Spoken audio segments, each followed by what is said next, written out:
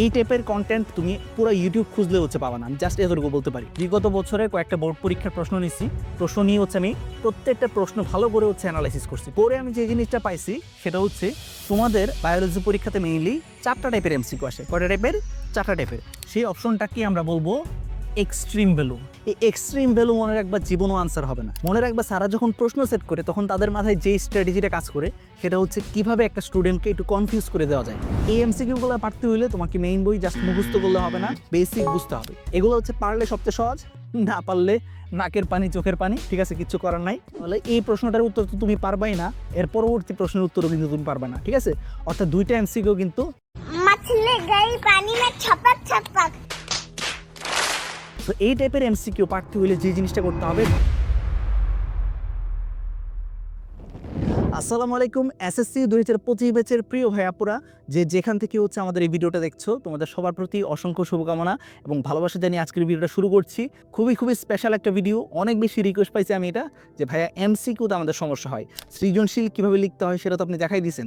সেই অনুযায়ী লিখে আমরা আশা করি হচ্ছে সৃজনশীলে 10-এ 10 পাইতে পারবো, কিন্তু এমসিকিউতে আমাদের অনেক সমস্যা ভাইয়া। এমসিকিউতে আমাদের কারোরই মার্কস 25-এ দেখা গেছে যে 20 বা হচ্ছে 22-এর উপরে উঠে না। 25-এ কীভাবে 25 পাইতে পারি সেই টেকনিকটা আমাদেরকে দেখা দেন। তার জন্য ভাইয়া হচ্ছে খুবই যত্ন করে অনেক রিসার্চ করে আজকের এই ভিডিওটা বানাচ্ছি।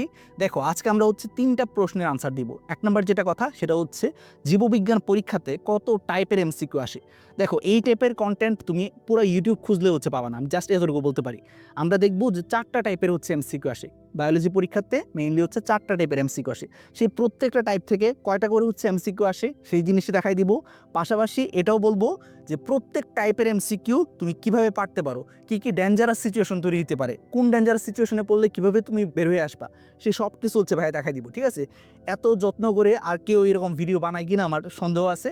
জাস্ট এতটুকু রিকোয়েস্ট করবো, যারা হচ্ছে ভিডিওটা দেখা শুরু করছো একদম লাস্ট পর্যন্ত দেখো, একটু মনোযোগ দিয়ে কথাগুলো শোনার চেষ্টা করো। আশা করি যারাই হচ্ছে এই ভিডিওটা ফুলটা দেখবা তোমরা প্রত্যেকে বায়োলজিতে এমসিকিউতে অ্যাটলিস্ট 25-এ 25 পাবা। ঠিক আছে, লাস্টের দিকে ভাই আরেকটা জিনিস দেখাবো, সেটা হচ্ছে পরীক্ষার হলে তুমি যখন যাবা, প্রশ্নগুলো যখন দাগাবা, তখন তোমাকে কি জিনিস অবশ্যই হচ্ছে মাথায় রাখতে হবে। ঠিক আছে, আচ্ছা সো চলো আমরা কথা না বাড়াই। প্রথমত আমরা যে জিনিসটা করার চেষ্টা করবো সেটা হচ্ছে কোশ্চেন অ্যানালিসিস। আমি হচ্ছে বিগত বছরে কয়েকটা বোর্ড পরীক্ষার প্রশ্ন নিচ্ছি, প্রশ্ন নিয়ে হচ্ছে আমি প্রত্যেকটা প্রশ্ন ভালো করে হচ্ছে অ্যানালাইসিস করছি। প্রত্যেকটা প্রশ্ন খুবই ভালো করে হচ্ছে অ্যানালাইসিস করছি। করে আমি যে জিনিসটা পাইছি সেটা হচ্ছে তোমাদের বায়োলজি পরীক্ষাতে মেইনলি 4টা টাইপের এমসিকিউ আসে। কয়টা টাইপের? 4টা টাইপের। 1 নম্বর যেটা সেটা হচ্ছে টাইপ 1। টাইপ 1-এর এমসিকিউগুলো কীরকম হয়? জ্ঞানমূলক কিংবা ডিরেক্ট লাইন এমসিকিউ, অর্থাৎ মেইন বইয়ের মাঝে ইম্পর্টেন্ট যে লাইনগুলো আছে সেই লাইনগুলো থেকে ডিরেক্টলি তোমাকে হচ্ছে একটা প্রশ্ন করা হবে। এরকম টাইপ 1-এর এমসিকিউ আসবে তোমাদের পরীক্ষাতে 10 থেকে 12টা। প্রত্যেকটা বোর্ড পরীক্ষার প্রশ্ন যদি তুমি ভালো করে হচ্ছে অ্যানালাইসিস করো তাহলে দেখবা 10 থেকে 12টা হচ্ছে এই টাইপের এমসিকিউ আসে। একটা উদাহরণ দিলে তোমাদের জন্য জিনিসটা ক্লিয়ার হবে। যেমন দেখো, 1 নম্বর যে প্রশ্নটা আসছে সেটাই হচ্ছে টাইপ 1-এর একটা এমসিকিউ, যে এখানে কি জিজ্ঞাসা করা হয়েছে, জলজ উদ্ভিদের বড় বড় বায়ু কুঠুরিযুক্ত প্যারেনকাইমাকে কি বলে। এই সেম লাইনটা, এই জিনিসটা হচ্ছে ডিরেক্টলি তোমাদের মেইন বইতে দেখবা হচ্ছে জীবকোষ এবং টিস্যু যে অধ্যায়টা আছে সেই অধ্যায় থেকে করা হয়েছে। ঠিক আছে, আমরা কি বলছিলাম, যারা হচ্ছে আমার কোর্সে আসো তারা কিন্তু জানো যে বায়ু এই জিনিসটার ইংলিশ হচ্ছে এয়ার। আমি কিন্তু সেখান থেকে তোমাদেরকে মনে করাইছিলাম যে এয়ারের সাথে কোনটা মিল আছে, এয়ারের সাথে মিল আছে হচ্ছে এরেনকাইমার। সুতরাং বড় বড় বায়ু কুঠুরিযুক্ত প্যারেনকাইমাকে কি বলা হয়? এরেনকাইমা বলা হয়। সো এই যে একটা এমসিকিউ আসলো, এটা কিরকম ধরনের এমসিকিউ? এটা হচ্ছে আমরা মনে রাখবো টাইপ 1-এর এমসিকিউ, ডিরেক্ট লাইন এমসিকিউ। ঠিক আছে, সো এই টাইপের এমসিকিউ আমাদের পরীক্ষার প্রশ্নে আমরা দেখবো যে মোটামুটি হচ্ছে 10 থেকে 12টা আসে, কোনো বোর্ডে 14-15টাও আসতে পারে। ঠিক আছে, 14-15টাও কিন্তু আসতে পারে। সো টাইপ 1-এর এমসিকিউ আমাদের পরীক্ষার প্রশ্নের মধ্যে সবচেয়ে বেশি আমরা পাবো। ঠিক আছে, আচ্ছা বাকি যে টাইপগুলো আছে সেই টাইপগুলো হচ্ছে তোমাকে যদি পারতে হয় তাহলে ডেফিনেটলি তোমাকে হচ্ছে বায়োলজির বেসিক স্ট্রং হতে হবে। যেমন সেকেন্ড টাইপটা দেখো, সেকেন্ড টাইপের যে এমসিকিউগুলো আসে সেগুলো হচ্ছে pure basic MCQ. Pure basic MCQ কোনগুলা? যেগুলো পারার জন্য তোমাকে অবশ্যই হচ্ছে বেসিকের দিক থেকে স্ট্রং থাকতে হবে। ঠিক আছে, আমি হচ্ছে উদাহরণ দেখাবো যে কোনটা কি টাইপের। এইরকম এমসিকিউ আসে মোটামুটি 4 থেকে 5টার মতো। এরপর টাইপ 3। টাইপ 3 কোনগুলা? টাইপ 3 হচ্ছে বহুপদী সমাপ্তি সূচক, অর্থাৎ 1 ও 2, 2 ও 3, 1, 2, 3 সবগুলাই এরকম যে টাইপের এমসিকিউগুলো আসে সেগুলোকে আমি বলছি বহুপদী সমাপ্তি সূচক এমসিকিউ।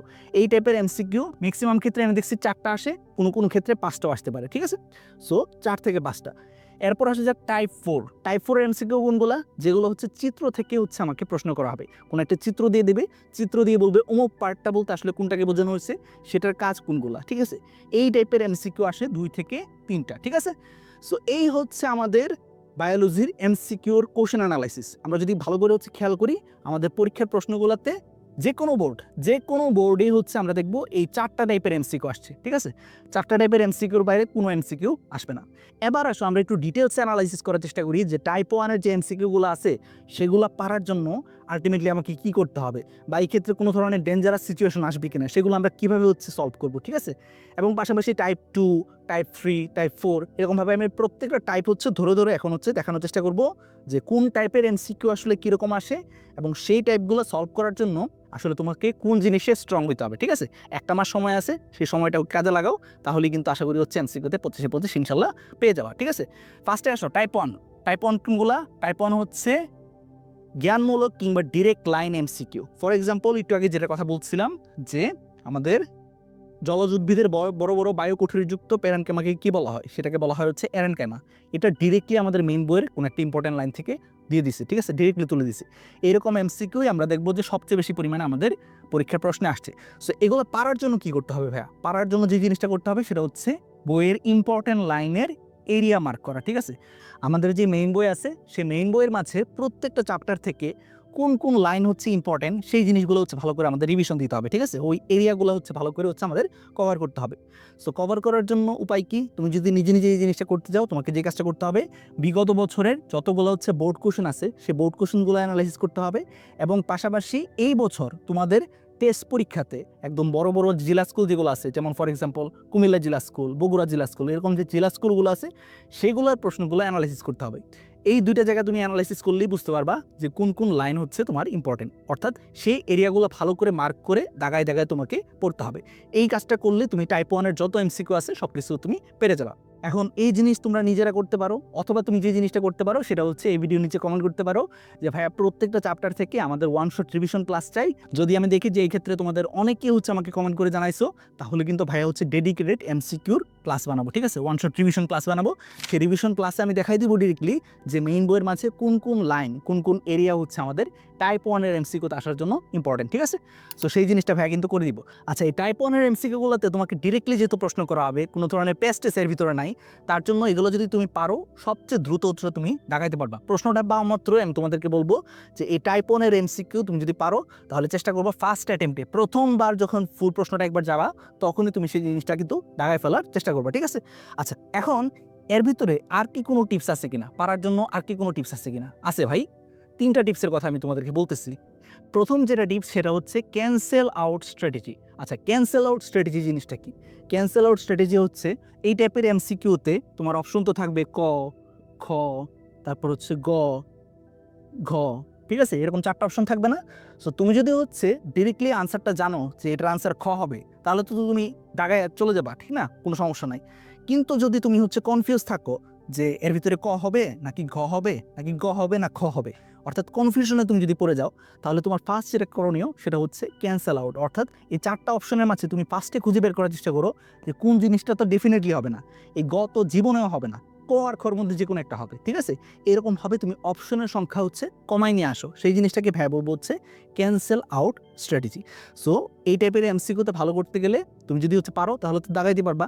আর যদি তোমাকে গেস করতে হয়, চিন্তা করতে হয় যে এই 4টা অপশনের মাঝে কোন অপশনটা হইতে পারে, তো ফার্স্টে তুমি যে কাজটা করবা সেটা হচ্ছে ক্যান্সেল আউট করার চেষ্টা করবা, অর্থাৎ কোন অপশনটা জীবনেও হবে না সেই জিনিসটা ফার্স্টে বাদ দেওয়ার চেষ্টা করবা। তোমার সামনে যখন 2টা অপশন থাকবে তখন কিন্তু চুজ করাটা ইজি হয়ে যাবে, ঠিক আছে। সো ক্যান্সেল আউট স্ট্র্যাটেজি হচ্ছে 1 নাম্বার কাজ। 2 নাম্বার যেটা সেটা হচ্ছে এক্সট্রিম ভ্যালু স্ট্র্যাটেজি। আচ্ছা, এই জিনিসটা একটা উদাহরণ দিয়ে বোঝাতে হবে। এক্সট্রিম ভ্যালু জিনিসটা কি? এক্সট্রিম ভ্যালু হচ্ছে ভাইয়া, ধরো এখানে একটা জিনিস দেখাই তোমাকে, এই যে দেখো পাইরুভিক অ্যাসিডের সংকেত কোনটা, ঠিক আছে। এই প্রশ্নটা আসছে কোথা থেকে? আসছে হচ্ছে জীবনী শক্তি অধ্যায় থেকে।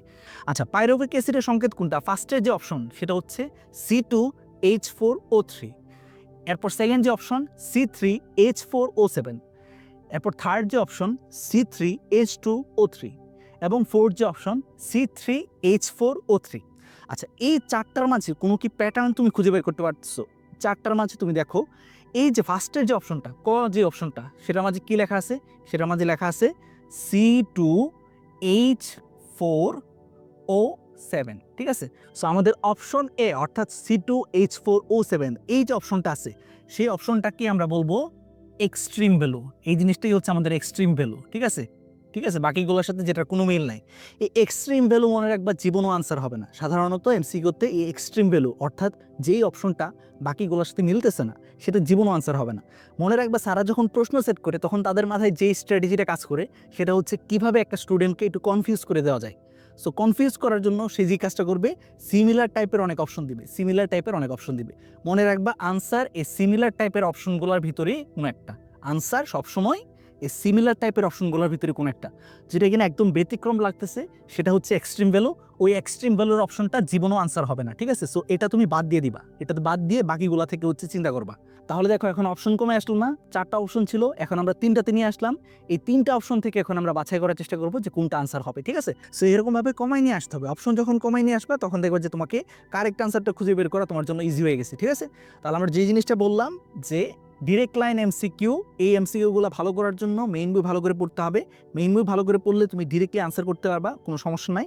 কিন্তু যদি তোমাকে গেস করতে হয়, চিন্তা করতে হয় যে এটার মাঝে কোনটা আনসার হবে, তাহলে ফার্স্টে যে জিনিস তোমাকে করতে হবে সেটা হচ্ছে ক্যান্সেল আউট করতে হবে। 4টা অপশনের মাঝে কোন অপশনটাকে তুমি বাদ দিতে পারো সেই জিনিসটা চিন্তা করতে হবে। সো এই ক্যান্সেল আউট করার জন্য তোমাকে ছোট একটা টিপস আমি দিয়ে দিলাম। কি বললাম? যে এক্সট্রিম ভ্যালু 4টা অপশনের মাঝে যেই অপশনের ভ্যালুটা হচ্ছে অনেক বেশি চেঞ্জ লাগতেছে সেই অপশন জীবন আনসার হবে না, ওই অপশনটা ফার্স্টে বাদ দিয়ে দাও।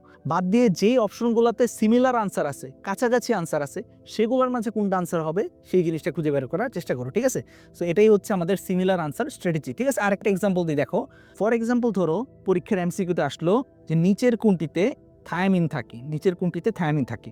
অপশন এতে দেওয়া আছে ধরো ডিএনএ, অপশন এতে কি দেওয়া আছে? ডিএনএ দেওয়া আছে।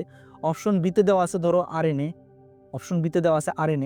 অপশন সিতে কি দেওয়া আছে? সিতে দেওয়া আছে গলজি বডি। অপশন বিতে দেওয়া আছে নিউক্লিয়াস, অপশন ডিতে কি দেওয়া আছে? নিউক্লিয়াস দেওয়া আছে। আচ্ছা, এখন আমাদের ফার্স্টে যে জিনিসটা করতে হবে, আমরা যদি আনসার ডিরেক্টলি জানি তাহলে তো দাঁড়াইতে পারলাম। আর যদি আমাদের গেস করতে হয়, চিন্তা করতে হয় যে এই 4টা অপশনের মাঝে কোন অপশনটা আনসার হইতে পারে, তাহলে ফার্স্টে আমরা যে জিনিসটা করার চেষ্টা করব এক্সট্রিম ভ্যালু বাদ দেওয়ার চেষ্টা করব। অর্থাৎ কোন অপশনগুলা বাকিগুলোর সাথে কোনো মিল নাই, ঠিক আছে? আমরা দেখি গলজির সাথে কি এগুলোর মিল আছে? না, তাহলে এটা হচ্ছে ফার্স্টই বাদ। এরপর হচ্ছে নিউক্লিয়াসের সাথে কি এগুলোর মিল আছে? না, তাহলে এই জিনিসটা ফার্স্টই বাদ।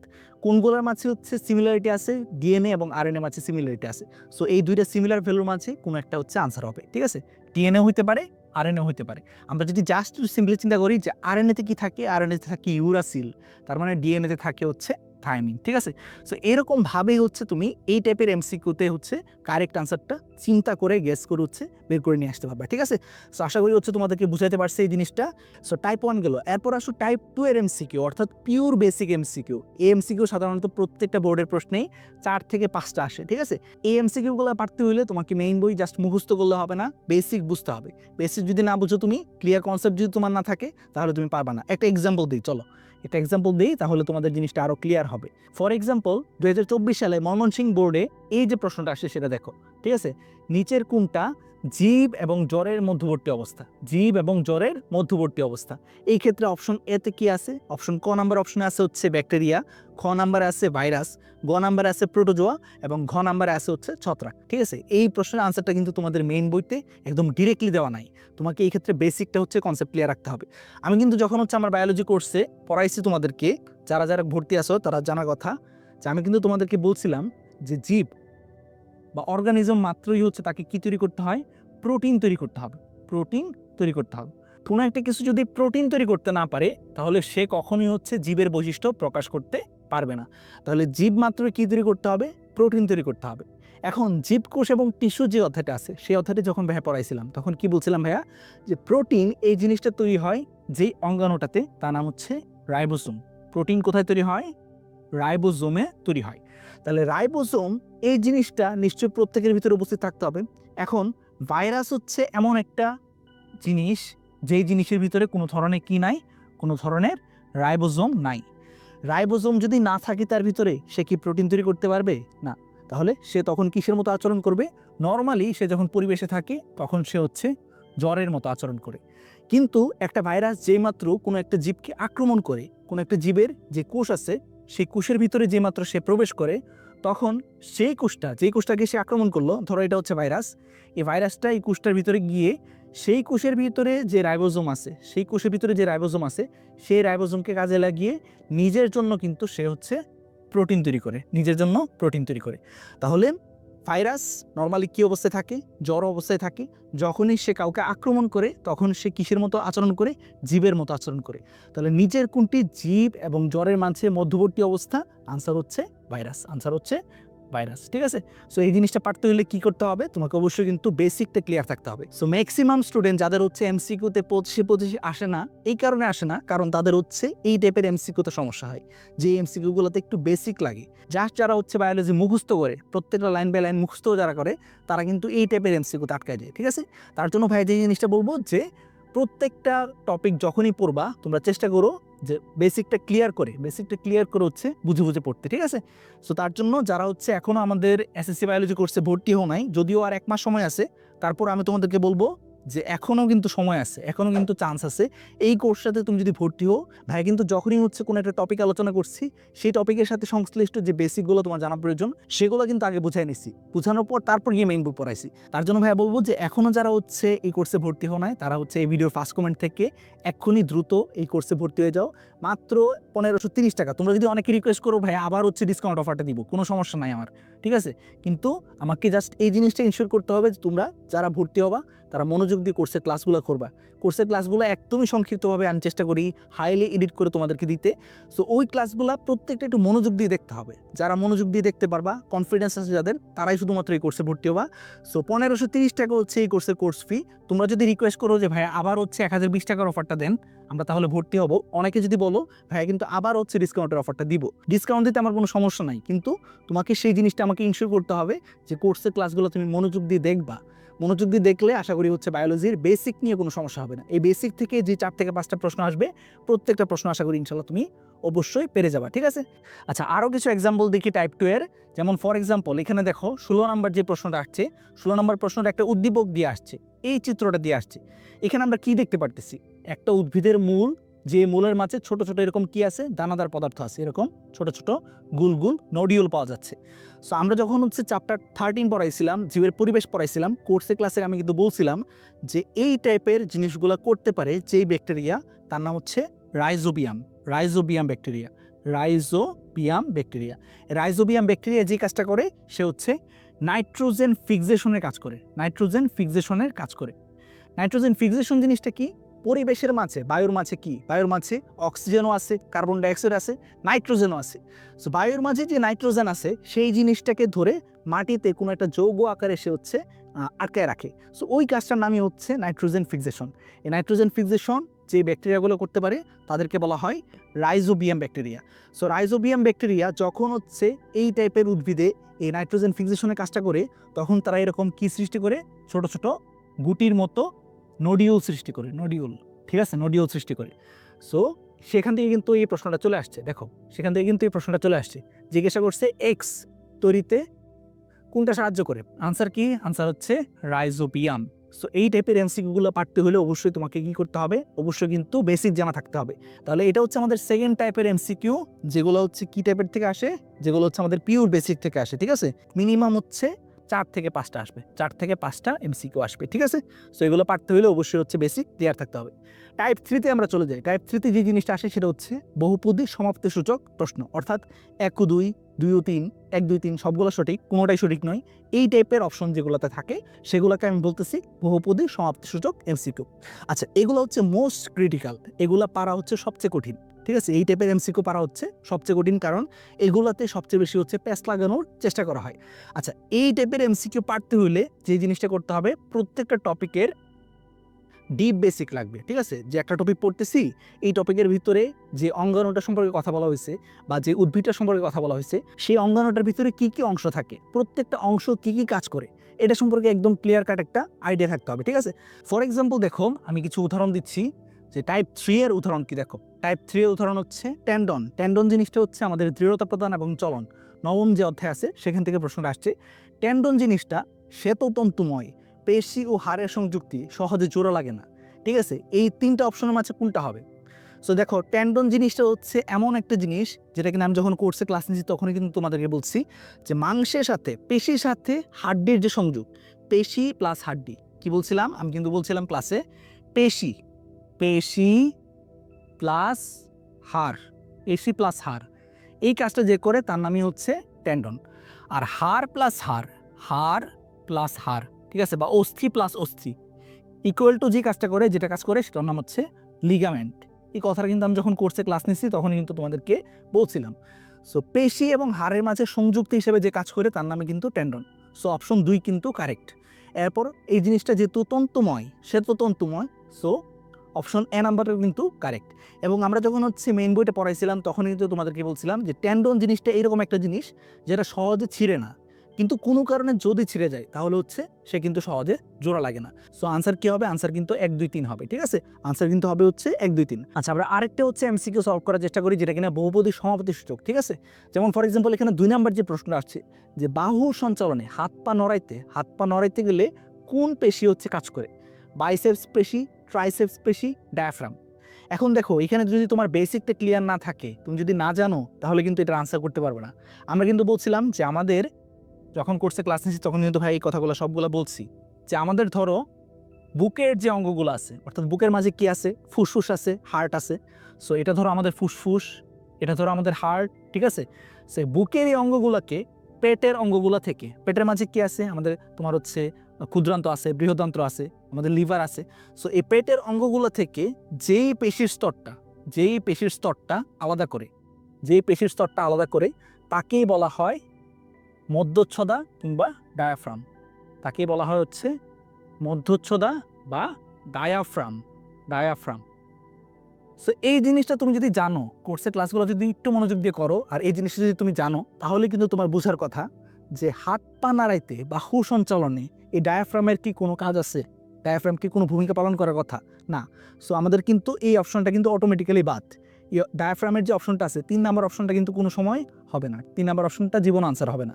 তাহলে আনসার কি হবে? আনসার হবে 1 এবং 2, অর্থাৎ বাইসেপস পেশি এবং হচ্ছে ট্রাইসেপস পেশি, অর্থাৎ ক হচ্ছে আমাদের কারেক্ট আনসার হবে।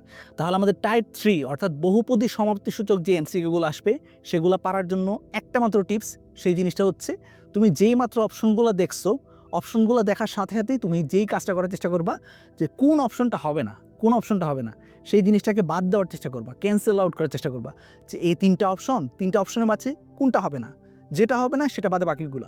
যদি কোনোটাই বাদ দিতে না পারো তাহলে ম্যাক্সিমাম ক্ষেত্রে তুমি আনসার দাগানোর চেষ্টা করবা 1 2 3, ঠিক আছে। এটা হচ্ছে খুবই একটা কমন ফর্মুলা যে বোর্ড পরীক্ষাতে এরকম বহুপদী সমাপ্তিসূচক যে প্রশ্নগুলো আসে সেগুলোর মাঝে ম্যাক্সিমামেরই আনসার হয় হচ্ছে 1 2 এবং 3, ঠিক আছে। সো এই জিনিসটা একটু মাথায় রাখো। যদি বেশি কনফিউজ হয়ে যাও যে কোনোটাই বাদ দেওয়া যাচ্ছে না তাহলে 1 2 3 দাগাবা। একদম যদি শিওর হও যে এই 3 নাম্বার অপশনটা তো জীবনও হবে না, এটা কোনোভাবে হবে না, তাহলে তখন হচ্ছে বাকি দুইটা যে আনসারটাতে থাকবে সেটা দাগাবা, ঠিক আছে। সো বহুপদী সমাপ্তিসূচক এমসিকিউ হচ্ছে এইভাবে আমাদের কারেক্ট করতে হবে, ঠিক আছে। আচ্ছা, এরপর আসে হচ্ছে আমরা টাইপ 4-এ চলে যাই। টাইপ 4-এ কি আছে দেখো? টাইপ 4-এ আছে হচ্ছে চিত্র নিয়ে জ্ঞানজাম সূচক এমসিকিউ, অর্থাৎ একটা চিত্র দেওয়া থাকবে, সেই চিত্রের মাঝে কোনো একটা অংশ টান দিয়ে বলবে এটা তার আসলে কাকে বোঝানো হয়েছে, এবং পরবর্তীতে আরেকটা প্রশ্ন দেখবা লেজ লাগাই দিছে, লেজ লাগাই কি বলছে যে উদ্দীপকের অমুক অংশের কোনটা কাজ, ঠিক আছে। এই টাইপের যে এমসিকিউ সেটাকে আমরা বলতেছি টাইপ 4 এমসিকিউ। টাইপ 4 এমসিকিউ দেখা গেছে যে 2 থেকে 3টার মতো থাকে। আমাদের প্রত্যেকটা প্রশ্নেই 2 থেকে 3টা চিত্র ডেফিনেটলি তুমি পাবা, ঠিক আছে। তুমি যে বোর্ডে পরীক্ষা দাও না কেন অবশ্যই চিত্র থেকে এমসিকিউ 2 থেকে 3টা তুমি পাবা, ঠিক আছে। আচ্ছা, এগুলো হচ্ছে পারলে সবচেয়ে সহজ, না পারলে নাকের পানি চোখের পানি, ঠিক আছে, কিচ্ছু করার নাই। কারণ চিত্রের মাঝে আসলে কোনটা দ্বারা কি বোঝানো হচ্ছে সেই জিনিসে তুমি যদি ধরতে না পারো তাহলে এই প্রশ্নটার উত্তর তো তুমি পারবাই না, এর পরবর্তী প্রশ্নের উত্তরও কিন্তু তুমি পারবে না, ঠিক আছে।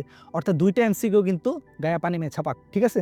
সো এই টাইপের এমসিকিউ পারতে হলে যে জিনিসটা করতে হবে, বইয়ের মাঝে যে গুরুত্বপূর্ণ যে চিত্রগুলো আছে সে প্রত্যেকটা চিত্রে কোন পার্টটা দ্বারা আসলে কাকে বোঝানো হয় এবং সেই পার্টটার কাজটা কি, 2টা জিনিস হচ্ছে মনে রাখতে হবে। একটা চিত্র, সেই চিত্রের কোন পার্টটার নাম কি এবং কোন পার্টটার কি কাজ সেই জিনিসটা ভালো করে হচ্ছে পারতে হবে, ঠিক আছে। সো এটা কিন্তু ভাইয়া বলছি যে এই টাইপের এমসিকিউ পারতে হলে গল্পের মতো চিত্রের প্রত্যেকটা পার্টের নাম এবং কাজ হচ্ছে মনে রাখতে হবে, ঠিক আছে। এখন এই ক্ষেত্রে একটা প্রবলেম হতে পারে, সেই প্রবলেমটা কি? অনেক সময় হচ্ছে বোর্ড পরীক্ষার যে প্রশ্ন দেওয়া হয় সেই প্রশ্নের মাঝে চিত্রগুলো সুন্দর করে আঁকা হয় না, ঠিক আছে, সুন্দর করে ক্লিয়ারলি বোঝা যায় না। যেমন ফর এক্সাম্পল তোমাকে একটা উদাহরণ দেই যে এই যে চিত্রটা, সেই চিত্রটা দ্বারা আসলে কোন পার্টটা কি বোঝানো হচ্ছে তুমি কিন্তু ক্লিয়ারলি দেখে বুঝতে পারবে না, ঠিক আছে। সো এই সমস্যায় যদি তোমরা পড়ো, তোমাদের প্রতি একটা সাজেশন থাকবে যে খুব বেশি ডিপে গিয়ে চিন্তা করা দরকার নাই যে এই পার্টটা দ্বারা নিশ্চয়ই ওই জিনিসটাকে বোঝানো হচ্ছে, ওরকম ধরনের ডিপ চিন্তা করা দরকার নেই। কমনলি দেখবা যে এই পার্টটা দ্বারা আসলে কি বোঝানো হতে পারে, এই পার্টটা দ্বারা এটা বোঝানো হতে পারে, ওইটার কি কাজ সেটা দেখাই দিবা, ঠিক আছে।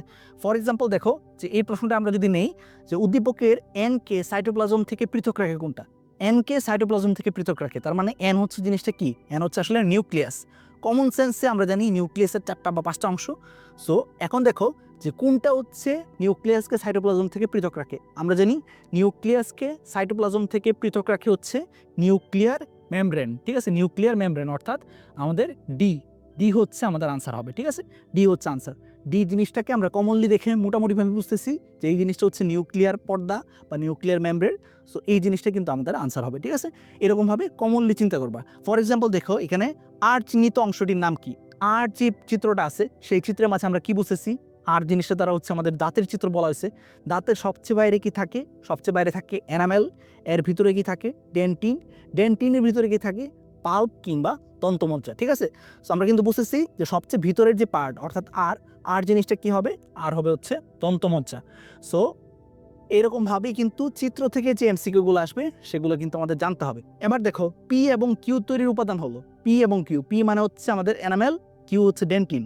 আমরা জানি এনামেল এবং ডেন্টিন তৈরি করে ক্যালসিয়ামের কিছু উপাদান, ঠিক আছে, ক্যালসিয়ামের কিছু যৌগ। দাঁত মানেই হচ্ছে আমরা অনেক ক্ষেত্রে পেপসোডেন্টের অ্যাডে গিয়ে দেখি দাঁতের শক্তি বা দাঁতকে মজবুত করতে হচ্ছে ক্যালসিয়ামের কিন্তু খুবই গুরুত্বপূর্ণ একটা ভূমিকা আছে। সো এর ভিতরে কি থাকে, ক্যালসিয়ামের কিছু যৌগ থাকে। আমরা জানি ক্যালসিয়াম ফসফেট থাকে, ক্যালসিয়াম কার্বনেট থাকে। ম্যাগনেসিয়ামের সাথে দাঁতের কি কোনো সম্পর্ক আছে না, তাহলে কিন্তু আমরা ফার্স্টে কি করলাম, এক্ষেত্রে কিন্তু ম্যাগনেসিয়ামের অপশনটা বাদ দেওয়ার চেষ্টা করলাম। ম্যাগনেসিয়াম আনসার কিন্তু হবে না। সো আনসার কি হবে, আনসার হবে প্রথম দুইটা। তাহলে ওভারঅল যে কথাটা আমি বলতেছি, চিত্র থেকে যে এমসিকিউগুলো আসবে সেগুলো পারার জন্য বইয়ের যে গুরুত্বপূর্ণ চিত্রগুলো আছে যেগুলোর কথা ভাইয়া হচ্ছে এই ক্লাসটাতে বলে দিয়েছিলাম, ঠিক আছে। আমাদের চ্যানেলে গিয়ে দেখো যে চিত্রের জন্য কোন কোন জিনিস হচ্ছে ইম্পর্টেন্ট, ঠিক আছে, বা চিত্র কিভাবে আঁকতে হবে, এই দুইটা ক্লাস দেখলে কিন্তু তুমি মোটামুটি হচ্ছে একটা আইডিয়া পেয়ে যাবে। ওই চিত্রগুলোর প্রত্যেকটা পার্টের নাম ভালো করে হচ্ছে মনে রাখো এবং প্রত্যেকটা পার্টের কাজগুলো কি কি সেগুলো ভালো করে হচ্ছে মনে রাখার চেষ্টা করবে, ঠিক আছে। সেগুলো ভালো করে মনে রাখতে পারলে কিন্তু এই টাইপের এমসিকিউ ডেফিনেটলি তুমি পেরে যাবা, ঠিক আছে। আচ্ছা এবার আসো সবশেষে লাস্টে যে কথাবার্তা, যে পরীক্ষার হলে যখন যাবা তুমি, পরীক্ষার প্রশ্নটা যে মাত্র পাবা, তুমি প্রশ্নটা পাওয়া মাত্র তুমি যে জিনিসটা করবা যে 3 অ্যাটেম্প টেকনিক নিবা। 3 অ্যাটেম্প টেকনিক মানে কি, যে পুরা প্রশ্নটা 3 বারে হচ্ছে সলভ করার চেষ্টা করবা। কয়বারে, 3 বারে। প্রথমবার সময় নিবা হচ্ছে 8 মিনিট, পরবর্তীবার হচ্ছে 10 মিনিট সময় নিবা এবং লাস্টে হচ্ছে 7 মিনিট সময় নিবা। প্রথমবার 8 মিনিট যে জিনিসটা করবা সেটা হচ্ছে একদম 100% যেই এমসিকিউগুলো হচ্ছে একদম 100% তুমি শিওর আনসার হবে সেগুলাই জাস্ট হচ্ছে প্রথমবারে দাগাবা। সেকেন্ডবারে কি দাগাবা, যেগুলো হচ্ছে টাইম কনজিউমিং, অর্থাৎ ধরো বিএমআর থেকে হচ্ছে কোনো একটা অঙ্ক আসছে, যে অঙ্কগুলোর মান বের করতে হলে তোমাকে একটু সময় লাগবে, ওই টাইম কনজিউমিং জিনিসগুলো হচ্ছে তুমি সলভ করবা। এবং যেগুলোর আনসারে তুমি 50-50% হচ্ছে নিশ্চিত, অর্থাৎ ধরো অপশন ক অথবা খ হবে বা হচ্ছে গ অথবা ঘ হবে, এরকম দুইটা অপশনের মাঝে তুমি কনফিউজড, এই টাইপের এমসিকিউগুলো হচ্ছে সেকেন্ডবারে সলভ করার চেষ্টা করবা। আর থার্ডবারে কি করবা, থার্ডবারে লাস্টের দিকে, একদম লাস্টের দিকে 7 মিনিটে তুমি চেষ্টা করবা যেগুলো একদমই শিওর না সেই এমসিকিউগুলোতে ভাইয়া যে স্ট্র্যাটেজিগুলো বললাম, অর্থাৎ ক্যান্সেল আউট স্ট্র্যাটেজি বা এক্সট্রিম ভ্যালু স্ট্র্যাটেজি বা হচ্ছে সিমিলার আনসার স্ট্র্যাটেজি, ওই স্ট্র্যাটেজিগুলো কাজে লাগিয়ে হচ্ছে তুমি সেগুলো আনসার করার চেষ্টা করবা। এবং অবশ্যই মাস্ট তোমাকে কিন্তু 25টা প্রশ্নের মাঝে 25টা প্রশ্নেরই আনসার দাগাইতে হবে। কোনো একটা প্রশ্নের আনসার না দিতে পারা মানে কি, সেটাতে ডেফিনেটলি তুমি কোনো মার্কস পাবে না, ঠিক আছে। সো অবশ্যই 25টা থেকে আমরা চেষ্টা করবো 25টা এমসিকিউই দাগাইতে, ঠিক আছে। সো প্রথমে তুমি একদম 100% শিওরগুলো দাগাইলা, এরপর যেগুলোতে 50-50 কনফিউজড সেগুলো দাগাইলা, এবং লাস্টের দিকে একদমই যেগুলো পারো না সেগুলো হচ্ছে ওই ভাইয়ের স্ট্র্যাটেজিগুলো কাজে লাগাই তুমি কিন্তু দাগানোর চেষ্টা করবা। এবং আরেকটা জিনিস, বোর্ড পরীক্ষাতে অনেক সময় যে জিনিসটা করা হয় যে অপশনে কিন্তু একটু ভেরিয়েশন থাকে। অপশন এতে ধরো দিয়ে রাখছে এডিনিন, গুয়ানিন, সাইটোসিন। অপশন বিতে ধরো দিয়ে রাখছে এডিনিন, ইউরাসিল, গুয়ানিন। অপশন সিতে ধরো দিয়ে রাখছে এডিনিন, থায়ামিন, তারপর হচ্ছে গুয়ানিন। অপশন ডিতে ধরো দিয়ে রাখছে এ এবং সি, ঠিক আছে। সো তুমি ধরো যে কাজটা করলা, যে যেই মাত্র দেখলা যে নিচের কোনটা ডিএনএর উপাদান, এডিনিন, গুয়ানিন, সাইটোসিন, এটা দেখা মাত্র তুমি এটা তাকাই ফেললা, ঠিক আছে। বাকি অপশনগুলো ধরো পড়ছই না, তাহলে কিন্তু এক্ষেত্রে তোমার ভুল হয়ে যাবে। কেন ভুল হবে দেখো, এডিনিন ইউরাসিল, বি অপশনটা হবে না, কারণ আমরা জানি হচ্ছে আরএনএতে ইউরাসিল থাকে, সো এটা বাদ। কিন্তু সি অপশনটা দেখো, এডিনিন থায়ামিন গুয়ানিন, এটাও কিন্তু কারেক্ট। তাহলে এও কিন্তু কারেক্ট, সিও কিন্তু কারেক্ট। তাহলে আসল আনসার কি হবে? আসল আনসার কিন্তু অপশন বি হবে, অর্থাৎ এ এবং সি হবে। কিন্তু তুমি এটা কেন পারো নাই? কারণ জাস্ট হচ্ছে তুমি অপশনগুলো ঠিক মতো পড়ো নাই, ঠিক আছে? সো অনেক সময় কিন্তু পরীক্ষার প্রশ্নে এরকমটা কিন্তু পেঁচানোর একটু চেষ্টা করা হয়, কোনো কোনো বোর্ডে করে, সব বোর্ডে করে না, কোনো কোনো বোর্ডে কিন্তু এরকম পেঁচানোর কিন্তু চেষ্টা করা হয়, ঠিক আছে? অর্থাৎ ধরো 1 নম্বরে হচ্ছে কারেক্ট অপশন দিছে, 2 নম্বরে একটা ভুল অপশন দিছে, 3 নম্বরে আবার একটা কারেক্ট অপশন দিছে, 4 নম্বরে হচ্ছে ধরো গিয়ে বলছে এ এবং সি, ঠিক আছে? সো 4 নাম্বার অপশনটা পর্যন্ত তো তোমাকে পড়তে হবে। অনেকে হচ্ছে অতিরিক্ত উত্তেজনায় যে জিনিসটা করে, যে প্রত্যেকটা অপশন না পড়ে ডিরেক্টলি একটা অপশন ধরো কারেক্ট পাইছে, সেই জিনিসটাই হচ্ছে দাগায় ফেলে। সো ওই ভুলটা করা যাবে না। অবশ্যই অবশ্যই তোমাকে কিন্তু 4টা অপশনের মাঝে 4টা অপশনে কিন্তু পড়তে হবে, পড়ে দেখতে হবে যে কোনটা কারেক্ট, ঠিক আছে? তারপর হচ্ছে দাগাবা, ঠিক আছে? অতিরিক্ত উত্তেজনা কিন্তু সমস্যা। এবং don't take MCQ result to your CQ writing. প্রথমে তো হচ্ছে তোমাকে এমসিকিউ দেওয়া হবে, এমসিকিউ প্রশ্নটা সলভ করবা, 25 মিনিট যাবে, তারপর গিয়ে সৃজনশীল লেখা শুরু করবা। সো ধরো কোনো কারণে হচ্ছে তোমার এমসিকিউতে একটা ভুল হয়ে গেছে, অথবা পারা একটা জিনিস তুমি হচ্ছে আনসার দাগাইতে পারো নাই, তাহলে সেই যে দুশ্চিন্তাটা সেটা সিকিউতে নিয়ে যাওয়া যাবে না। সৃজনশীল যখন লেখা শুরু করছো, তখন তোমার সম্পূর্ণ মনোযোগ হচ্ছে সৃজনশীল লেখাতে, যাতে হচ্ছে সীমাবদ্ধ থাকে, ঠিক আছে? সো তোমাদের সবার জন্য অসংখ্য অসংখ্য শুভকামনা। মাঝখান দিয়ে আমার হচ্ছে কারেন্ট চলে গেছিলো, যে কারণে হচ্ছে লাইট অফ করতে হয়েছে। সো আশা করি তোমরা বুঝতে পারছো জিনিসটা। এমসিকিউ না, আশা করি হচ্ছে আর কোনো ধরনের সমস্যা থাকবে না। তোমরা প্রত্যেকেই হচ্ছে চেষ্টা করো যে টেকনিকগুলো ভাবে বললাম, সেই টেকনিকগুলো অবশ্যই কাজে লাগিয়ে এমসিকিউতে হচ্ছে 25-এ 25 পাইতে। আশা করি তোমরা সবাই হচ্ছে এমসিকিউতে 25-এ 25 পাবা। তোমাদের সবার জন্য অসংখ্য শুভকামনা। আর যদি চাও যে ভাইয়া হচ্ছে dedicated one shot revision class নেই, তাহলে হচ্ছে অবশ্যই হচ্ছে এই ভিডিও নিচে কমেন্ট করে জানাও। যারা এই কোর্সে এখনও ভর্তিও নাই, কোর্সে যদি ডিসকাউন্ট চাও, তাহলে সেই জিনিসটাও কমেন্ট করে জানাও যে ভাইয়া 1020 টাকার অফারটা আবার দেন, 3 দিনের জন্য দেন, আমরা দ্রুত ভর্তি হয়ে যাই। তাহলে কিন্তু ভাইয়া হচ্ছে অফারটা আবার দিয়ে দিব, ঠিক আছে? সো যেটাই তোমরা চাও অবশ্যই হচ্ছে কমেন্ট করে জানাবা। ভাইয়া কিন্তু প্রত্যেকটা কমেন্ট পড়ার চেষ্টা করি। আর তোমাদের সবার জন্য অসংখ্য শুভকামনা। প্রত্যেকে হচ্ছে বায়োলজিতে A+ পাও, 90+ নাম্বার পাও, সেই শুভকামনা রেখে আজকের মতো এখানে বিদায় নিচ্ছি। আসসালামু আলাইকুম।